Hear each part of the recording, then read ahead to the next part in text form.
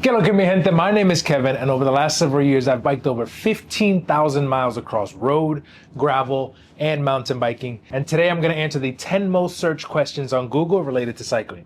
Number one, what type of bike should I get for commuting?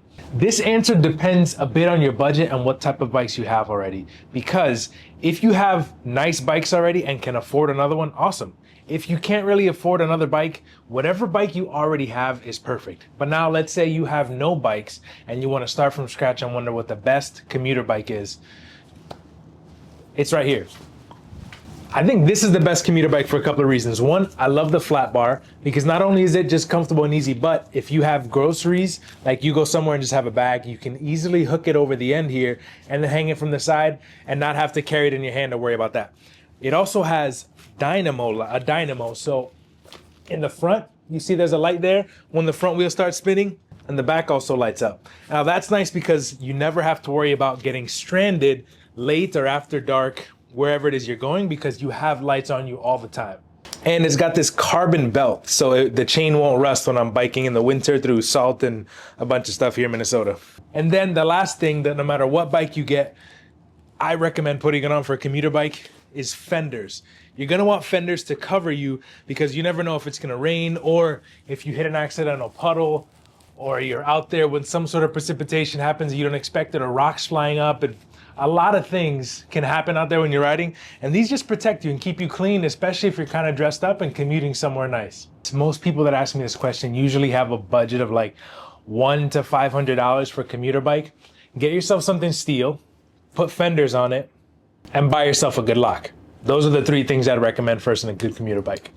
Number two, how do I choose a bike helmet? This one, it's not as hard as people think. All the reputable brands that you see in bike shops are gonna be good. You can just go in, bring someone along with you, see which helmet you like the look of, and then you can use your friend as guidance, and then choose that. But make sure that you actually try it on because different helmets will have different sizing, and there are some helmets that just snug your head really, really nice, and other ones that feel a little bit weird and uncomfortable. You wanna make sure that you like the look of it and that it feels good on you. Then if you're wondering about like what's the difference with higher end, more expensive helmets, stuff just gets lighter usually. The protection may go up a little bit, but there's a base level of protection that all reputable brands are gonna have. Number three, is cycling good for weight loss? Absolutely. One of the great things about cycling is that you burn a ton of calories, but it's super low impact. So if you have joint issues, those joint issues may not get aggravated while you're cycling. And it's such a big community aspect. I mean, you can find people to ride with anywhere in the world, any time of year. But I'm gonna say the main things for weight loss are consistent movement, which you can do through biking, but your diet is huge. And in most cases, you probably can't out-train a bad diet regardless of the exercise that you do. Número cuatro, how do I stay safe while cycling on the road? Now, staying safe, I'm making some assumptions here on what this person was asking. How do I stay safe while cycling on the road? Lights are huge, reflective pieces built into the gear that you wear. A lot of helmets can have stuff built in. Some of the cycling jerseys and stuff like that have reflective lettering built in. But if you don't have those built in, don't worry. They sell reflective tape. You can just put some on the back of your helmet in the front or sides, get little lights, add little reflectors to your wheels. The main thing is you just want to be seen. If you're seen, it's less likely that you're going to get into some sort of accident. And then the last thing I'll add is choose your route carefully. Depending where you go, if you live somewhere and you start to learn the roads, you'll know what roads are usually more hectic and at what times than others, which ones are quieter. Choose quieter roads, choose bike paths, choose things that are off of main throughways, and it'll just increase your safety in general. Número cinco, what are the best cycling routes near me? Okay, so this one, two-parter. So the first initial question, best cycling routes. I don't know where you live, so I can't answer that for you. But in order to find them, Strava, I think has like a heat maps feature and has routes, but you may have to pay for that. My favorite has been Ride with GPS because then you can just go into your location, wherever it is, set all the sorts of parameters for what you want in terms of distance and surface to ride, and it'll spit out a ton of routes that people have ridden and uploaded. You can just choose one and send it straight to your phone or straight to your computer.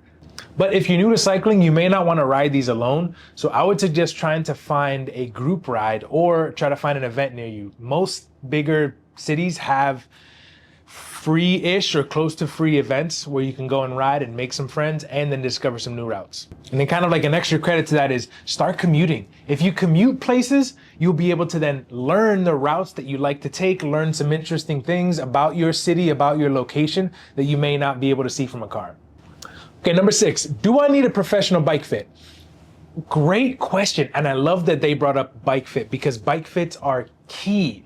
Now, do you need one? No. Short answer, you don't need one. Do I recommend one? Absolutely. Depending on how much biking you do. So if you're really strapped for cash and can't afford purchasing a professional bike fit, go to YouTube and look up videos because there's a lot of angles. Like your knee when you're bent should be like 35-ish degrees.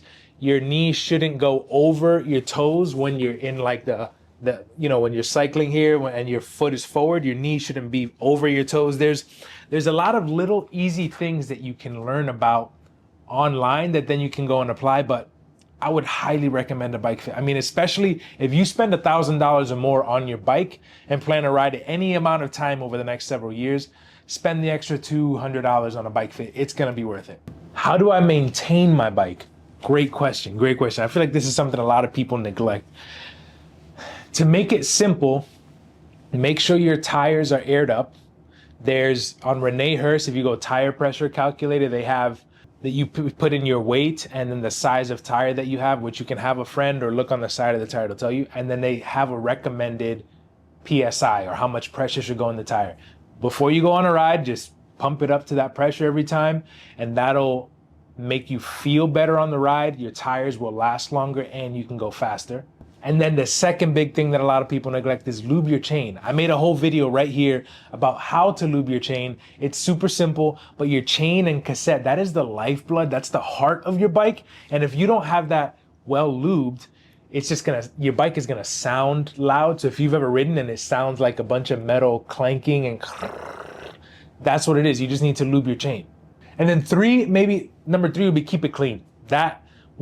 Those 3 things will prevent a lot of excessive wear on your bike and will make the ride just more comfortable. What are the benefits of cycling?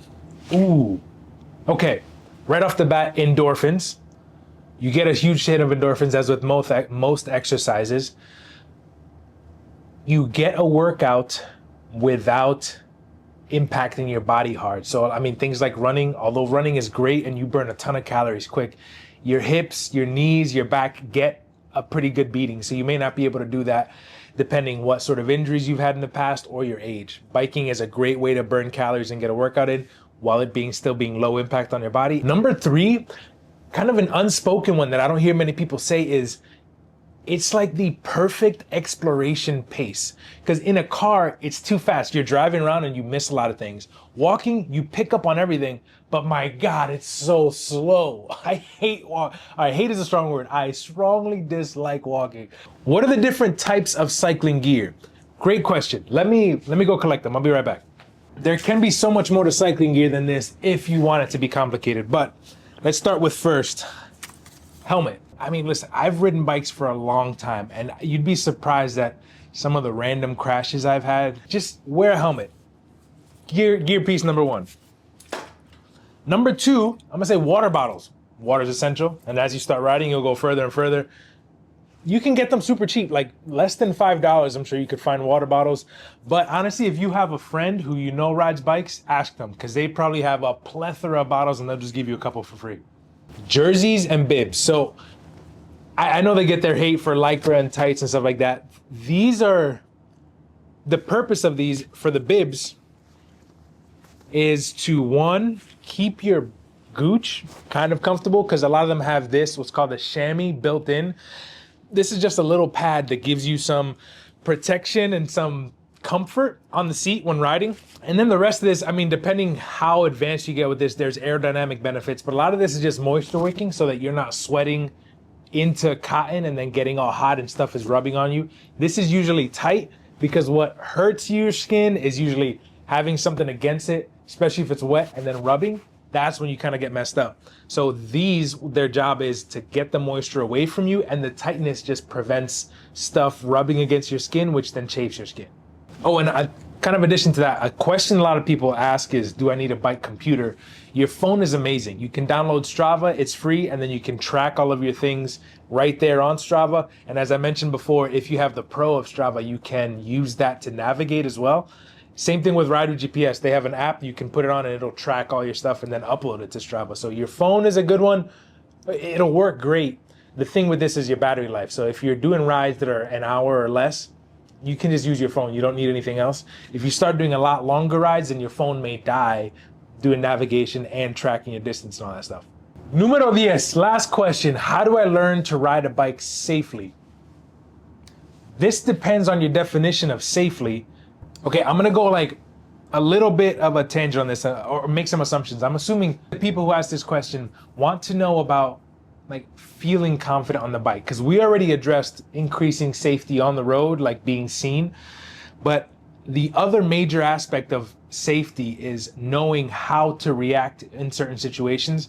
And I don't think there's a better way to be more confident with your own skills on your bike than to go mountain biking. Because mountain biking, it's constantly uneven terrain, it's undulating, there's roots, there's rocks, there could be drops and jumps, and learning that like mind body bike connection doesn't come quicker than when you're on a mountain bike.